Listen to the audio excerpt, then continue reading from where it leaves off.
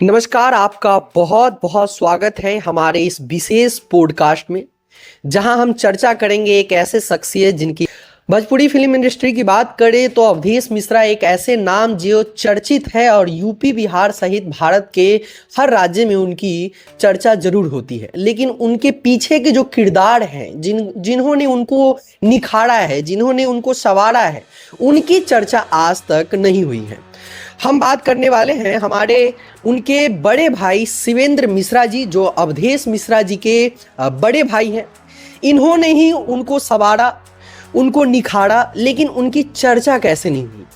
एक बिजनेस के तौर पे इन्होंने एक अपनी छाप छोड़ी भारत में, और एक पेंटिंग के जरिए और ख़ास तौर पे सीबीएसई पैटर्न के जितने भी संस्थान स्कूल है, इन्होंने उस स्कूल से जुड़ाव किया और आज इनकी बिजनेस चकाचौंध है और बहुत सारे ऐसे संस्था को अपने बिजनेस के तौर पे प्रोवाइड करते हैं। आपका बहुत बहुत स्वागत है हमारे इस विशेष एपिसोड में। बिजनेस और छोटे भाई एक फिल्म इंडस्ट्री में एक ऐसा रोल, एक ऐसी शख्सियत जो अब यूपी बिहार के खास तौर पे बच्चे उनको जानते हैं। कैसी रही थी उनकी जर्नी और आपने बिजनेस का रास्ता कैसे चुना? पहले तो आपके सभी दर्शकों का मेरा नमस्कार। देखिए, जहाँ तक मेरी बात है, मैं शुरू से व्यवसायिक ही बनना चाहता था। मेरा इंटरेस्ट भी उसी में था, इसलिए। और हमारे बाबूजी की भी इच्छा थी। बाबूजी ने ही हमें व्यवसायिक लाइन में डाला। उनकी इच्छा थी जो हमने पूरा किया। आज तक मैं उसी पद्धति पर चल रहा हूँ। जहाँ तक अवधेश मिश्रा की बात है, अवधेश मिश्रा हम चार भाई हैं। चारों भाई में अवधेश मिश्रा हमारे सबसे करीब बचपन में रहे। अरे वाह! उसका खाना, सोना, उठना, बैठना सब मेरे साथ ही होता था।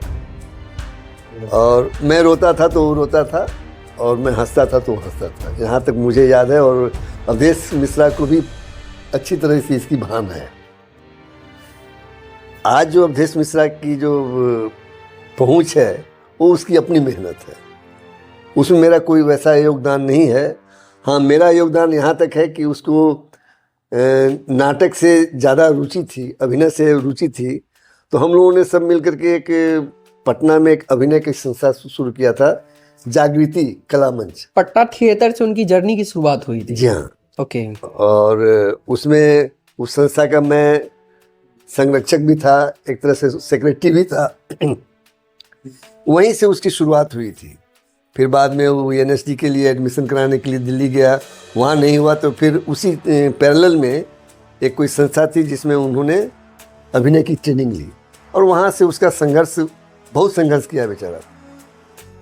और उस संघर्ष का मैं दाद देता हूँ जो उसको झेलना पड़ा, और उसी का परिणाम है जो आज उस मुकाम पर वो पहुँच चुका है जहाँ लोगों को पहुँचने में सोचना पड़ता है। राइट। कैसी है अभी की अगर संबंध की बात करें तो कैसा है? अभी बातचीत होती है? भाई है मेरा, और मैं उसका गार्जियन भी हूँ। मैं अभी पिछले अक्टूबर में गया था, मेरी कला प्रदर्शनी लगी हुई थी नेस्को में मुंबई। तो 3 दिन की कला प्रदर्शनी था। मैं 15 दिन मुंबई में रहा, और जब भी साल 2 साल पर जाना होता है तो मेरा भाई है। और पारिवारिक बातचीत होती है? अब बिल्कुल होती है। अभी परसों तरसों मेरी बातचीत हुई है। उसका ऑपरेशन हुआ था, नी ट्रांसप्लांट हुआ था, उसमें भी मैं गया था। तो उसी समय हुआ था जिस समय मैं बॉम्बे गया था। तो एक भाई का जैसा रिश्ता रहता है, उसमें अभी तक हम चारों भाइयों में ऐसा कोई मनमुटाव नहीं है, न किसी तरह की कोई बात है। बस जैसे थे वैसे आज भी हैं। हाँ, बस वो फर्क यही पड़ा है कि मेरा कार्य क्षेत्र अलग है, उसका कार्य क्षेत्र अलग है। उसी की व्यवस्था में हम लोगों में थोड़ी सी दूरी हो जाती है। कभी महीना में 1-2 बार बातचीत हुई, कभी नहीं भी हुई, कभी मिल भी लिए। राइट। तो ये तो स्वाभाविक रूप से है। आप अगर पटना में या चाहे सीतामढ़ी में, चाहे कहीं भी रहते हैं, एक शहर में रह करके भी व्यवस्था में एक दूसरे से बात नहीं हो पाती है। उनको फर्स्ट फिल्म का ऑफर 2005 में मिला था, दुल्हा ऐसन चाहिए। वो 2004 की बात है। 2004 की बात है। तो उनको जब ऑफर मिला तो आपकी इंटरेस्ट भोजपुरी फिल्म में उस समय नहीं थी? नहीं, उसका कोई ऐसा नहीं था कि मैं भोजपुरी फिल्म में ही जाऊंगा। अच्छा। अभी कुछ दिन पहले एक इंटरव्यू में उन्हीं का देख रहा था, तो उसमें अवधेश जी ने भी स्वीकारा है कि मुझे भोजपुरी में ही जाना है, मैं सोच के बॉम्बे नहीं आया। उन्होंने कहा भाषा मायने नहीं रखता मेरे लिए। नियति ऐसी थी कि वो भोजपुरी में चला गया और उसी भोजपुरी में, उस भोजपुरी इंडस्ट्री को इस मुकाम तक पहुंचाने में अवधेश मिश्रा का एक बहुत बड़ा योगदान। ये कोई दोहराए नहीं है, इसमें कोई ऐसी बात नहीं है जो किंतु परंतु वाली, क्योंकि इस भोजपुरी इंडस्ट्री का अवधेश मिश्रा से पहले, जैसे उस वक्त मुझे जहाँ तक याद है, मनोज तिवारी जी थे, रवि किशन जी भी थे और अवधेश मिश्रा थे। इन तीनों ने मिलकर के भोजपुरी इंडस्ट्री को एक नया रूप दिया जो आज दिखलाई देता है और उसमें आज सभी लोग शरीक हैं और सभी लोग एंजॉय कर रहे हैं, कमा रहे हैं, नाम कमा रहे हैं।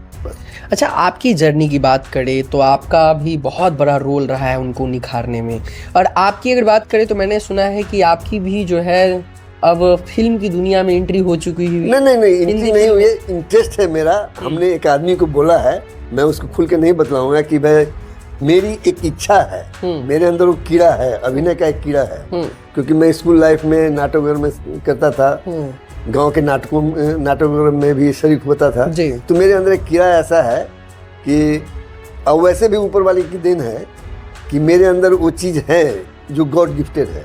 जैसे आर्ट है, मैं सिर्फ एक चीज़ नहीं जानता हूँ, बुनना नहीं जानता हूँ। अच्छा, बाकी हर गुण है बाकी मैं हर काम कर सकता हूँ, चाहे हॉर्स राइडिंग से लेकर के हो, चाहे जो भी समझ लिए, मैं सारा काम कर सकता हूँ, सिर्फ एक बुनना नहीं आता है। लोकल क्षेत्र की बात करें तो अवधेश मिश्रा जी का एक इंटरव्यू मैंने भी सुना, उसमें वो कह रहे हैं कि मेरा भोजपुरी से कोई दिलचस्पी नहीं था और मेरा उनसे लगाव मेरी नहीं था और कोई दूर दूर तक वास्ता नहीं था। मैं सीतामढ़ी जिले का था और मेरी बजकी जो बेसिकली तो बज्जिका और यहाँ की भाषा मेनली बज्जिका है।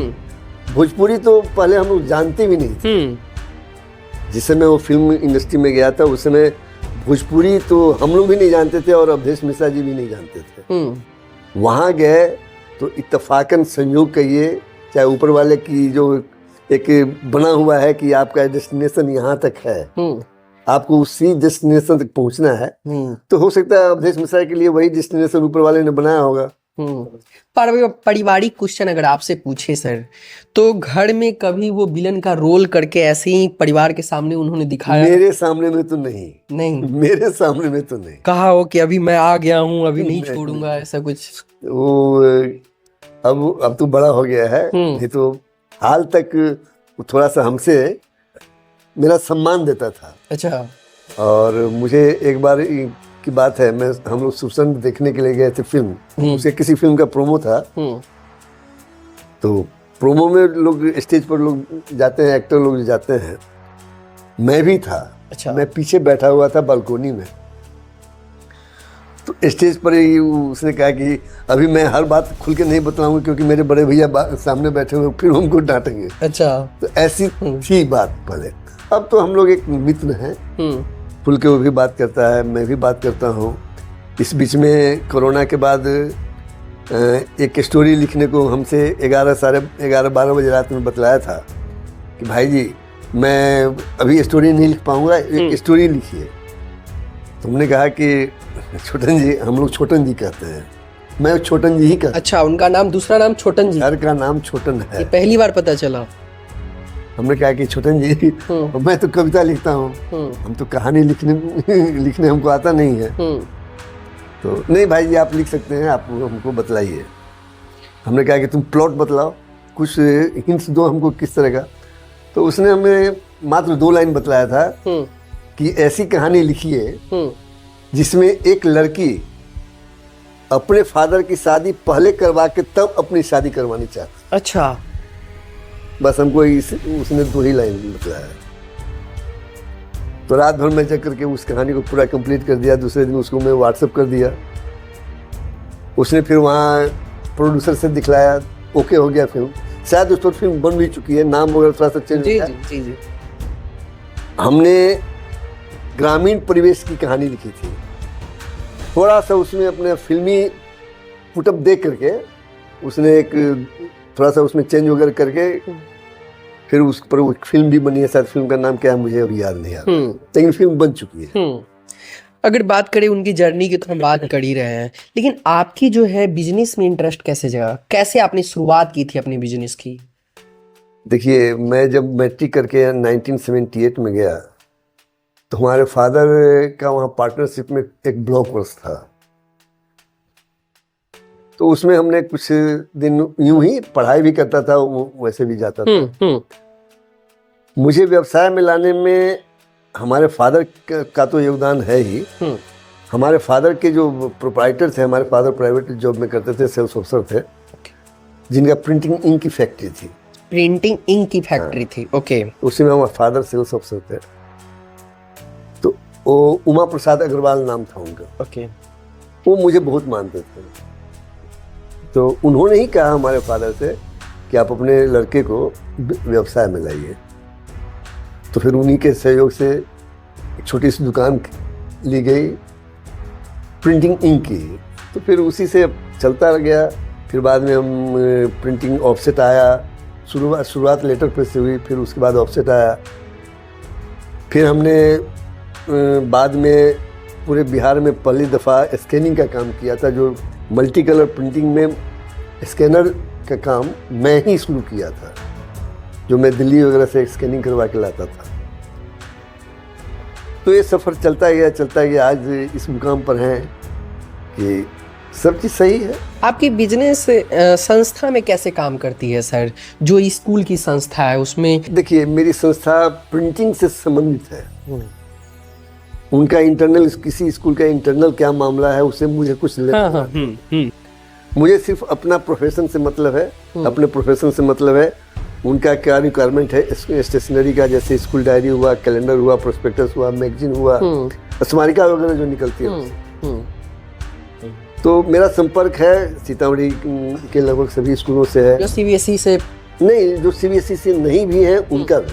अच्छा, उनसे भी, चाहे किड्स के स्कूल हो, चाहे हायर सेकेंडरी हो, और कुछ एक दो कॉलेज का भी मैं प्रिंटिंग का काम करता हूँ, लेकिन वो बहुत कम होता है। बेहतर करने के लिए क्या सोचते हैं आप? जैसे अगर कोई बहुत सारे लोग हैं जो प्रिंटिंग का काम करते हैं, डायरी का काम करते हैं, लेकिन आप कैसे बेहतर करते हैं उसमें? कैसे सोचते हैं कि इससे बच्चा को और ज्यादा फायदा होगा, किसी स्कूल को और ज्यादा फायदा होगा? वैसे बेसिकली मैं एक आर्टिस्ट हूँ। बेसिकली मैं एक आर्टिस्ट हूँ। जी, मैं पढ़ रहा था आपके। मेरी क्रिएटिविटी एक अलग ढंग की होती है। तो जैसे बच्चा, किसी बच्चे की डायरी अगर खोली है तो बच्चे को क्या अच्छा लगेगा, मैं उस पर ज्यादा ध्यान देता हूँ। मैटर तो स्कूल का होता है, राइट, लेकिन उसमें क्या क्रिएटिविटी मैं कर सकता हूँ, चाहे कवर हो, चाहे कुछ भी हो, या स्कूल का प्रोस्पेक्टस बनता है तो प्रोस्पेक्टस ऐसा बने जो उस स्कूल के बारे में पूरी जानकारी उस 4-5-10 पेज में मिल जाए, राइट, जिससे बच्चा हो चाहे बच्चे के गार्जियन हो, उस स्कूल के बारे में पूरी जानकारी।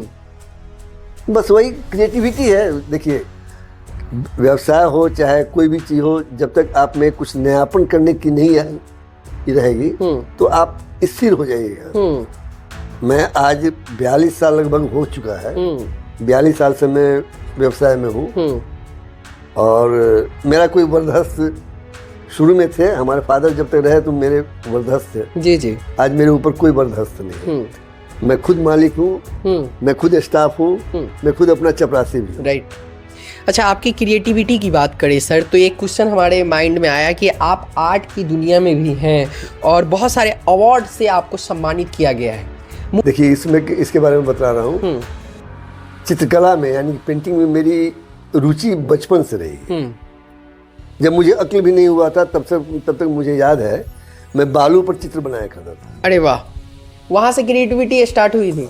वो गॉड गिफ्टेड है। और बाद में मैं जब सेंट्रल स्कूल केंद्रीय विद्यालय जवाहर नगर में पढ़ना शुरू किया तो वहाँ केंद्रीय विद्यालय के हमारे टीचर थे कुबेरनाथ तिवारी, ड्राइंग टीचर। अच्छा। तो जैसे सारे बच्चे पढ़ते थे मैं भी पढ़ता था। मेरी अधिक रुचि थी। केंद्रीय विद्यालय में हमारे वक्त में जितनी भी वहाँ पेंटिंग लगी हुई थी, सारे में मेरा कुछ न कुछ योगदान रहा है। चाहे वो ग्राउंड में केंद्रीय विद्यालय का लोगो बनाने का हो, अरे वाह। चाहे केंद्रीय विद्यालय ऊपर लिखने का हो, चाहे अगर आप केंद्रीय विद्यालय जवाहर नगर में गए होंगे तो दीवार पर रॉकेट वगैरह का और हरिश्चंद्र के नाटक का रूपांतर की चित्रित है। शायद अब है कि नहीं मुझे पता नहीं, उसमें भी मेरा योगदान था। तो ये मैं पहले प्रोफेशनल नहीं लेता था, मेरा एक शौकिया चीज था, अपने मन को संतुष्टि के लिए मैं करता था। कुछ बनाया तो कभी मैं किसी को गिफ्ट दे दिया, कभी मैं किसी को गिफ्ट दे दिया, तो मैं उस स्तर तक नहीं सोच पाता था कि मैं इससे कुछ कमाऊं, चाहे कुछ भी हो। मुझे याद है 1981 में भारतीय नृत्य कला मंदिर में पटना चला गया था पढ़ाई करने के लिए। भारतीय नृत्य कला मंदिर में एक कला प्रदर्शनी लगी थी, उसमें पहले मुझे अवार्ड उसको नहीं किए, सर्टिफिकेट मिला था। ओके। और मान्यता मिली थी, फर्स्ट डिवीजन का, मतलब कि सबसे अच्छा मेरी पेंटिंग थी उस समय। मैं तो नया नया गांव से ग्रामीण परिवेश से गया था शहर में, और भारतीय नृत्य कला मंदिर में कला प्रदर्शनी लगी थी। अब क्या बनाया था मुझे याद भी नहीं है, लेकिन उसमें मुझे सर्टिफिकेट मिला था और अच्छा लोगों ने मेरी सराहना की थी। फिर चलता गया, फिर व्यवसाय शुरू हो गया, पारिवारिक प्रेशर रहा, फिर शादी हो गई, बच्चे हुए, सबको पढ़ाने लिखाने की सारी जवाबदेही, वो सब व्यावसायिक में रूप से चलता रहा। मैं कला के क्षेत्र में मैं सोचा भी नहीं था। पिछले 1.5-2 साल पहले मेरे मन में आया कि चलो कुछ किया जाए, तब से मैं शुरू किया। कुछ लोग बोले कि इसको अब व्यावसायिक रूप से ले लीजिए। इत्तेफाकन सब, देखिए मेरा रास्ता सब मेरे ठाकुर जी बनाते हैं, मैं कुछ नहीं करता हूँ, मुझे सिर्फ करना होता है, वो मैं करता हूँ। कहीं से कुछ स्रोत मिल गया बॉम्बे का, जिसकी प्रदर्शनी 25, 26, 27 अक्टूबर को लगी थी, जिसमें मैं शरीक हुआ था। तो मैं उनसे संपर्क किया। उससे पहले मैं बॉम्बे भी गया था, तो फिर मैं उनसे संपर्क किया। मैं कुछ एडवांस वगैरह देकर के अपना स्टॉल वगैरह बुक कर लिया था। मैं गया, वहाँ लोगों ने मेरी अच्छी खासी सराहना की। अरे वाह। कुछ क्रिएटिविटी मेरे अंदर ऐसा था कि लोगों ने पसंद किया। बस समझ लिए कि जो होना है वो हो रहा है। क्रिएटिविटी की बात करें तो सर हमारे अंदर भी थोड़ी बहुत है, आपसे तो बहुत कम है। तो क्या स्कूल वगैरह में जो एनुअल फंक्शन होता है उसमें आपको लगता है कि ऐसे ही आर्ट पेंटिंग का वहाँ भी स्टॉल लगना चाहिए, हर स्कूल वाले आपको बुलाएं वहाँ पे? करते हैं, स्कूल वाले लोग करते हैं। सीतामढ़ी में आपने कभी ऐसा किया है? नहीं, मैं नहीं करता। मेरा आपको वहाँ पे इनवाइट करके वहाँ लगवाया जाए, बच्चों को प्रेरित करवाया जाए आपसे? देखिए, सीतामढ़ी में मुझे एक व्यक्तित्व, अलग व्यक्तित्व के रूप में जाना जाता है। ओके। पहला तो मेरी पहचान है एक बिजनेसमैन की। ओके। जो स्कूल वाले लोग जानते हैं। दूसरा, हमारे समाज में, जिस समाज से मैं आता हूँ उसको मैं खुल के नहीं कहूँगा क्योंकि ये पब्लिक है, तो उस समाज से मैं जुड़ा हुआ हूँ, और जहाँ तक यथासंभव जो संभव हो सकता है मैं उस समाज के लिए करता हूँ। तो लोग जानते हैं, लेकिन कला क्षेत्र में मेरी क्या योगदान है उसके बारे में मैंने न किसी को बतलाया है, न लोग मुझे जानते हैं। हाँ, उस प्रदर्शनी के बाद आप जैसे मीडिया लोग इंटरव्यू दिए, चाहे मेरे फेसबुक पर जो आता है, उसके वजह से कुछ लोग जान गए हैं। तो कुछ लोग तो बोले कि आप मेरे स्कूल में, कुछ स्कूल वाले ऐसे हैं यहाँ हैं कि मेरे बच्चे को आप थोड़ा सा ट्रेनिंग दे दिए, यही चीज़। हाँ, तो 1-2 स्कूल वाले बोले हमको, लेकिन मुझे उसमें इंटरेस्ट नहीं है, क्योंकि पटना से आना, क्योंकि मेरा बेस पटना है, पटना से आ करके बच्चे को सिखाना संभव नहीं है, टाइम की बचत। हाँ, वैसे मैं पटना में भी शुरुआत करने जा रहा हूँ बच्चे को ट्रेनिंग पेंटिंग क्लास। बहुत अच्छा, बहुत अच्छा, ये तो अच्छी शुरुआत है सर। अगर भोजपुरी फिल्म इंडस्ट्री पे फिर से अगर आए तो कभी ऐसा सुनने को मिलता है, अवधेश मिश्रा जी ने आपसे शेयर किया हो कि भोजपुरी फिल्म इंडस्ट्री में जो अभी गलत चीज़ फैलाई जा रही है, गलत चीज़ हो रहा है, गलत वीडियो वायरल हो जाता है, गलत सॉन्ग बन जाता है, तो उन्होंने आपके सामने कहा हो कि इसको थोड़ा अच्छा लेवल पे लेके जाना है भोजपुरी फिल्म इंडस्ट्री को? देखिए, ये तो हालांकि मेरा क्षेत्र है नहीं, भोजपुरी को बर्बाद करने वाला ये जो आपका एक क्या उसको कहते हैं वीडियो वगैरह जो बनता है ना, रील्स ओके। इसने बदनाम कर दिया है। अच्छा। कुछ गायक लोग भी ऐसे हैं जो रील्स बनाने के चक्कर में भोजपुरी भाषा को ही बर्बाद कर दिया। जिसका नाम लेना चाहेंगे आप? नहीं, नाम नहीं लेना चाहूँगा, लेकिन कुछ लोग उसमें गायक माहिर है, जैसे पवन सिंह है, मनोज तिवारी जी हैं, अच्छे गायक हैं और बॉर्न गायक हैं। अब जहां तक मेरे अवधेश मिश्रा की बात है, अवधेश मिश्रा ने भोजपुरी फिल्म को अब एक नई पहचान देने की शुरुआत की है। पहले मेरा भाई सिर्फ एक एक्टर था, विलेन कैरेक्टर का काम करता था। कोरोना के बाद से उसने अपना स्क्रिप्ट लिखना शुरू किया और आज उसकी पहचान एक डायरेक्टर, एक्टर के रूप में हो रही है। स्क्रिप्ट राइटिंग खुद करता है। मैं बॉम्बे में गया था तो वो 2-3 कहानी हमको दिखलाया कि जिसका स्क्रिप्ट वो लिख रहा है, और अभी तक वो 5 फिल्म ऐसी बना चुका है जिसमें एक्टिंग भी किया है, राइटर भी है और डायरेक्टर भी है। अरे वाह। और मैं आपको एक चीज़ बतलाऊं, मेरा भाई साउथ की 4-5 फिल्म में काम कर चुका है। हाँ, मैंने देखा है। और अभी फिलहाल किल फिल्म एक रिलीज हुई थी, जो किसका अति का नाम मैं नहीं याद आ रहा है। किल फिल्म थी, हिंदी फिल्म है और सुपरहिट फिल्म थी। उसमें मेरे भाई का अच्छा एक्टिंग है। भाई का जब नाम लेते हैं आपके आंख में थोड़ा सा नमी आ भाई है ना। सर एक क्वेश्चन और पूछेंगे आपसे इसी रिलेटेड से। उन्होंने कहा था एक पॉडकास्ट में, इंटरव्यू में उन्होंने कहा था कि जब हम मुंबई गए थे तो हमारे पीछे फैमिली थी और वो स्ट्रगल के कारण ही हम इस मुकाम तक आज आ पाए हैं। देखिए, उसमें मैं सच्ची बात बतलाऊं, उसमें हम लोगों का कोई बहुत बड़ा योगदान नहीं है। उसकी अपनी दृढ़ इच्छा शक्ति, लगन, समर्पण और कर्म ही था उसका मेन। हम लोगों ने कोई खास योगदान नहीं, मेरा पूरा परिवार, मैं अपने बड़े भाई को होने के नाते मैं बतला रहा हूँ, हम लोगों को कोई बहुत बड़ा खास योगदान नहीं रहा है। उसका जो जुनून था वही उसका काम आया। किसी ने उसमें कोई मदद नहीं किया। उसका अपना जुनून, अपना कर्म, लगन, मेहनत, वही उसका कर्म किया। आगे आने वाले समय में शिवेंद्र मिश्रा जी की जो आपने बोला कि हम उसको खुल कर नहीं बताएंगे, तो आगे आने वाले समय में कुछ ऐसे फिल्मों में आपको भी हम देख पाएंगे? नहीं, मैं अभी कैसे बतलाऊं? आगे क्या होगा ऊपर वाला जानता है, मैं तो कुछ नहीं जानता हूँ। कल क्या होगा किसने जाना। तो हो सकता है शिवेंद्र मिश्रा जी की जो पहली फिल्म होगी वो हिंदी फिल्म होगी। मे बी नहीं, हिंदी ही होगी।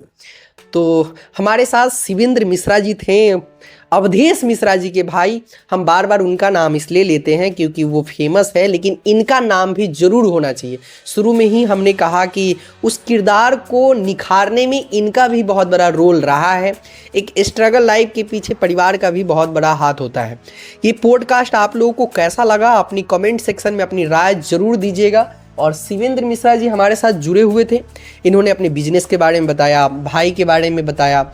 आपको ये वीडियो कैसा लगा जरूर अपनी राय। एक चीज मैं और करना जी बताइए। मेरे प्रगति में, मेरा अपना जो व्यक्तिगत प्रगति है, उसमें मेरे अपने परिवार का बहुत बड़ा योगदान है। अरे वाह। जिसमें मेरे 2 बच्चे हैं, एक मेरी वाइफ है। मैं कविता भी लिखता हूँ, तो कभी वैसा मौका मिलेगा तो मैं कविता भी बिल्कुल। वैसे मेरी कविता भी पब्लिश होने जा रही है, शायद अप्रैल या मई में पब्लिश हो जाएगी। और 2,500-3 हज़ार कविता लिखे हुए हैं। ऐसा कोई सब्जेक्ट नहीं जिस पर मेरी कविता नहीं है। तो मैं कह रहा था कि मेरे अपने परिवार का योगदान बहुत है। हर तरफ से सपोर्ट मिलता है मुझे। जैसे पेंटिंग में मेरे दोनों बच्चे का, मेरी मिसेज का बहुत बड़ा सपोर्ट है। आर्थिक रूप से हो, मानसिक रूप से हो, चाहे जैसे भी हो। तो मैं इस मामले में थोड़ा सा भाग्यशाली हूँ कि ऊपर वालों ने हर चीज़ सकारात्मक दिया है, कहीं से कोई कमी नहीं है। अब मुझे क्या है, मैं तो इस उम्र में आकर के जो मैं कर रहा हूँ बस ऊपर वाली कृपा है। आपसे जब हमारी बातचीत हुई थी कल, तो आपने कहा कि मैं बड़ा ही मस्त हूँ, मैं अपने काम में बिजी हूँ। मुझे आज तक चिंता नहीं हुई, किसी चीज़ की चिंता नहीं हुई। मैं आज तक कभी चिंता किया ही नहीं। चिंता क्या शब्द होता है मेरी ज़िंदगी में, डिक्शनरी में नहीं है। चलिए, आप लोगों को भी चिंता नहीं करनी चाहिए और आपके भी डिक्शनरी में ये वर्ड नहीं हो तो और लाइफ बेहतर हो सकती है। ये वीडियो कैसा लगा जरूर कमेंट सेक्शन में कमेंट करके बताइएगा। जय हिंद। नमस्कार।